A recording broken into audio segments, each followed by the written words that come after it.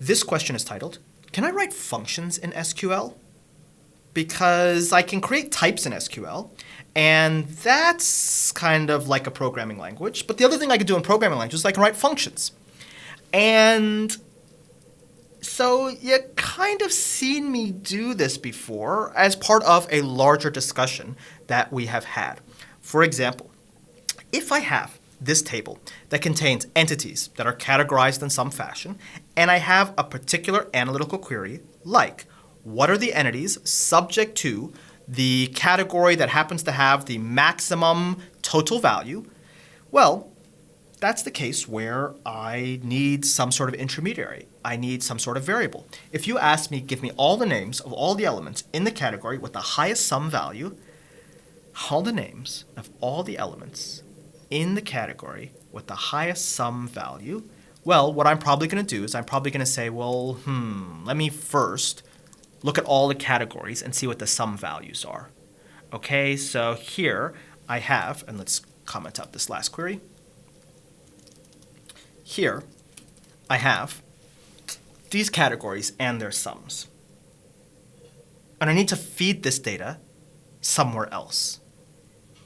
Because if we think about this, a query like this cannot be answered by looking at the elements individually. Looking at just this tuple by itself will not be able to answer, is this tuple a tuple that contains one of the names for the category with the highest sum? I need to look at the entire data set first. So clearly I need some sort of intermediary. This is why we use variables. And so what I might do is I might say, let me take the category and the sum of the values, order it by the values, and limit 1. But that doesn't quite give me what I want because I had a tie. So maybe I need to do something like this. Maybe I need to look at the sum over the partition. And that gives me each row and the sum per partition, but I still can't do the selection to select that I want these last couple of names, which happen to have that maximum sum. I still need some intermediary. And so whenever I say intermediary, I think temporary table, CTE, subquery, maybe some sort of SQL variable. Those are all possibilities. Well, if we think about this, I could use a CTE. So I could take that previous query and put that into a CTE, a common table expression, and then use that to select each one of these values where the sum happens to be equal to the max sum. And here you can see I'm using a CTE and a subquery. Or I might say the performance of these CTEs is a little bit hokey because it's an optimization barrier, or at least historically it has been an optimization barrier. So maybe it's the case where if there's a lot of rows, I might be reading a lot more rows than I really care about. So instead of implementing this as a CTE with a subquery, I implement it as 2 subqueries like this. And operationally, this might actually be faster because it may only perform the subquery once and then just use the data twice. But from the perspective of writing this is very repetitive and very clumsy. And if I were to change something here, I would probably want it to change here, and I probably wouldn't be able to keep up with this as this becomes harder and harder. And now we can see that it's not just variables that we want, but this is very much akin to the unification that we do when we see intentional repetition in our code. Namely, when we see the use of functions in our code, we take some repetition that we have and we lift it up to a function. And in fact, we can write functions in SQL. You have seen me do this before. This is what's called an anonymous code block in Postgres. I have some query that I want to run as part of an anonymous code block, but I can't write a query that returns anything. So if I did this, you can see I get an error and it says use perform instead. And if I say perform 1, this is not going to do what I think it does. It's going to just do nothing at all. Well, usually these anonymous code blocks are so that I can group things together, so I can group operations like creating a table and inserting values into them. I can create anonymous code blocks that run code that's not just in SQL, but in languages like Python, using my programming language, Python 3, unsafe extension. Now, I could also write a function in SQL, something that can return some value. So here I have a function that takes an A and a B, and it runs a single simple SQL statement, and it sums those up. And so if I say perform this function on 1 and 2 and select the result, it gives me the result. And it returns a single value. And you've seen this before. You have these functions in Postgres, and you've seen these functions in other languages or in other SQL dialects where you can select something and it gives you one row, one result as a consequence of some function. Now, there's some interesting things that we can see here about writing a function in Postgres. One, we have to specify what the return type is and what the input types are. And it will check those and it will complain if it doesn't know how to convert the types that you've given it to the types that it expects. Also, it needs to know what it's going to return. It needs to know what the shape of the return value will be in terms of the number of entries that has and the types associated with it.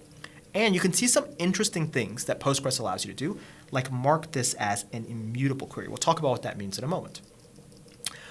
Well, one thing that I could do if I wanted to support multiple different values, and those values were meaningfully different, so I didn't want to do the conversion on the data itself implicitly. I wanted to do some sort of ad hoc polymorphism, some sort of overloading. I can actually write these so that I have one version of this function, f, that takes an a and a b that are integers, and one that takes a real, and these both work. And if you think about it, let's do this. Postgres functions are dispatched, and let's actually remove the replace part here, just to show you something interesting. Postgres functions are dispatched on the input types, not on the output type. And so here, I can't create two functions that take two ints and return something different. I can only create two functions that take two different input types and return the same sort of thing or return something different. Otherwise, I'm clobbering that. And so this is very similar to the overloading that you may have seen in other languages in C++. You can have two functions that have different argument specs and take different sets of arguments. So that's pretty useful. Now, this immutable qualifier is one of many qualifiers that Postgres allows you to put on your functions. Immutable here means this function does not modify the database. It is a pure function. And Postgres is smart because if this is an immutable function and you call that function 5 times in the same query, Postgres only has to call it once, and it can reuse the value because it knows it's never going to change as long as the input values are the same. There is another qualifier, stable, which means this doesn't modify the database, but it may be impure because it looks up something in the database, which means if you call that function in an isolated context, like in a transaction, you might be able to guarantee that multiple calls within that transaction would give the same value, but across transactions, you might have to rerun this. And so Postgres can adjust the level of caching that you have. Here, Postgres could cache forever and for the lifetime of this function.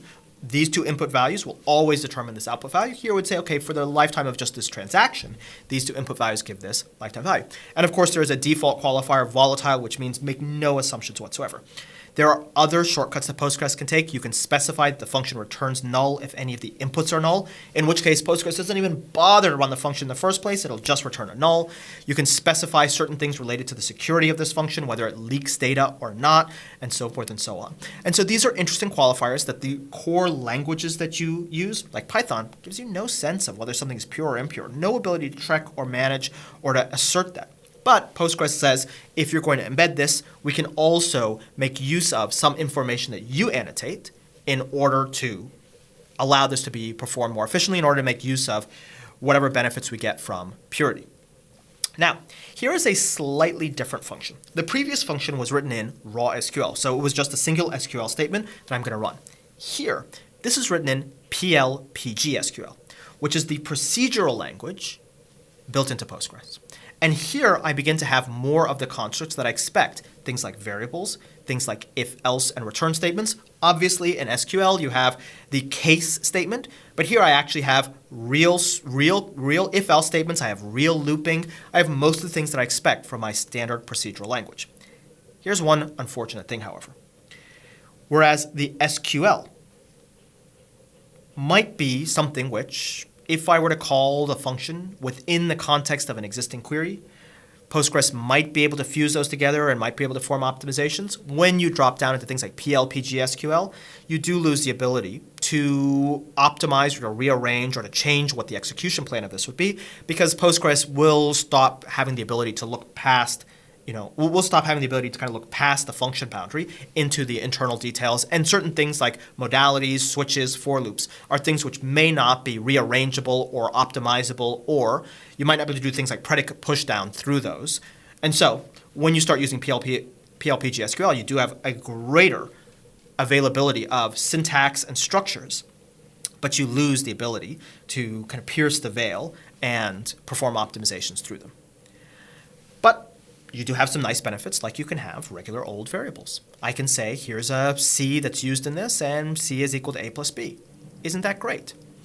Where might I use this? Well, if I go to my example where I have people and the foods that they like, and I store each one of my people and each one of the foods they like, and I store my join table, which unfortunately can't have a foreign key reference to this foods table if it's an array, I can write a fairly long, fairly ugly query in order to join these together to get the result. And you could think that this is not by itself likely to be the query that I'm running all the time. This is likely to be a small portion of a larger query that's going to take this as the starting point and then do something with it. And I'm already 2 joins deep. And you might say, I'm getting a little bit uncomfortable because I'm just thinking about how much typing it's going to be. If it's the case that I need to take this and put this into a CTE and put that into a subquery and then stack this deeper and deeper to actually get beyond just what I want the data to start with to the actual query I want to answer. And you might say, maybe let's just forget about normalization entirely. Just have tables with lots of columns, and many of those columns are just not in use. We'll do whatever we can do just to flatten this as much as we can to keep those analytical queries simple. But we lose our ability to assert the factual quality of the database. We lose our ability to assert that the facts in that database are accurate. And so we might be looking for a solution. One solution we could choose is the function. We could package this up in a function and then select from that function. That's one possibility. Another possibility is we could create a view. And we could create a view that represents this data, and we could select from that view. And one interesting thing that we can see when we select from that view is we can filter this thing. And if we were to analyze this, we could see that for this view, or rather selecting from this view, this single select statement clearly does more than the select statement. It's doing the 2 joins. Well, Postgres is able to see through the view and then perform optimization. So we have the benefit of something very simple that's easy to write, but programmatically behind the scenes, it is still amenable to optimizations. One way that we could get around that this might be recomputed over and over and over, and that function itself might not just be clumsy but expensive, is we could make this a materialized view. And a materialized view is like a view which is cached on demand by you. Sorry, not on demand, cached explicitly by you via a refresh materialized view. And you could always write a trigger, or you could mock up the materialization yourself via triggers. And you can see that our explain becomes a little bit shorter. It becomes just a regular old select, which would be very fast. Well, one of the things that you might think is, even though we happen to have functions in SQL, we oftentimes have a question for which of these mechanisms is really the appropriate mechanism when we need to pass data and when we need to eliminate repetition. Is it temporary tables? Is it subqueries? Is it CTEs? Is it views? Or is it functions? And making that decision can sometimes be a little bit tricky. Obviously, there are cases where that decision is absolutely clear. Here's one case. I have some function where the input domain is very large, like a function like add that adds 2 integers. Am I really going to create a temporary table or a view that contains all the possibilities for x and all the possibilities for y, and what the result is for x plus y? Probably not. That's going to be too large. It's going to be very inefficient. And looking up in something like that is going to be worse than if I just computed that. That's definitely a function.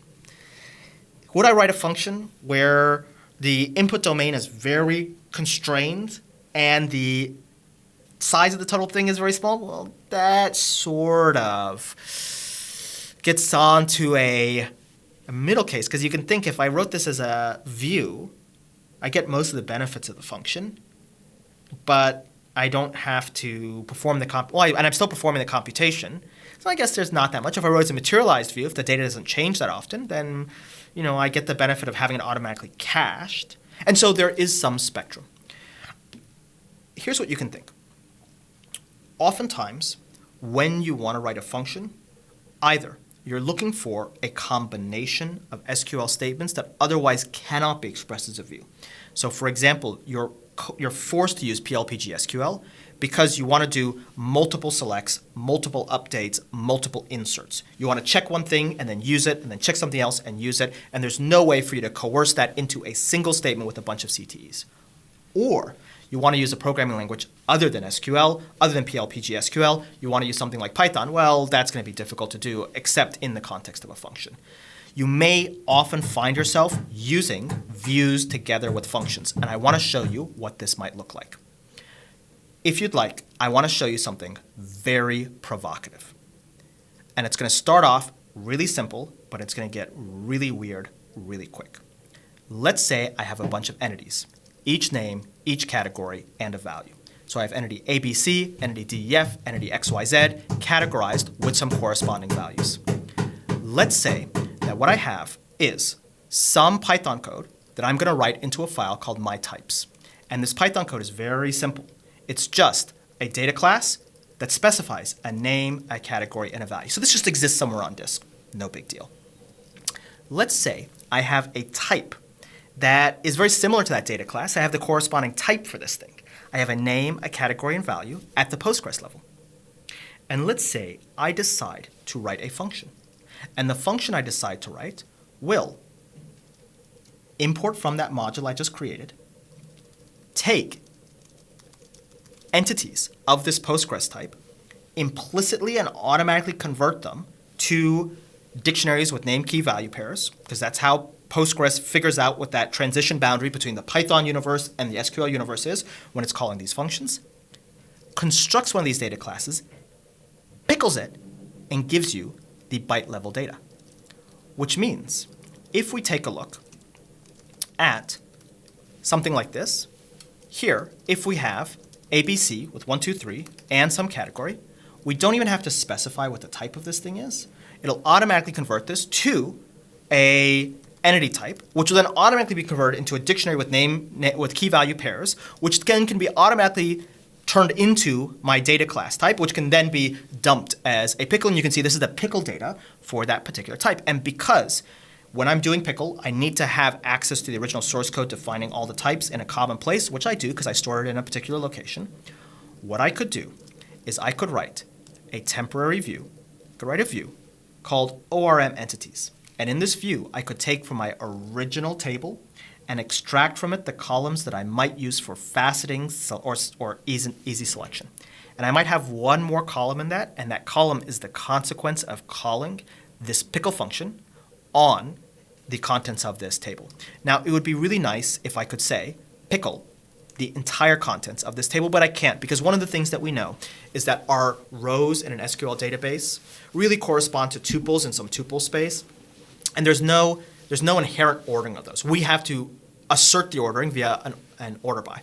And we may also note that the columns in a SQL table also don't have an ordering. So when we say select star, we don't really know off the top of our head what that order is unless we were to define this. And if we were to make changes to this table, that ordering could change. If we were to add these columns in a different order, the same data would be present, but the column ordering would change. So we cannot automatically say take the entire row and turn it into this entity and pass this through, because we don't really know if this is going to be name category value or value category name. And so unfortunately, we do have a little bit of duplication here.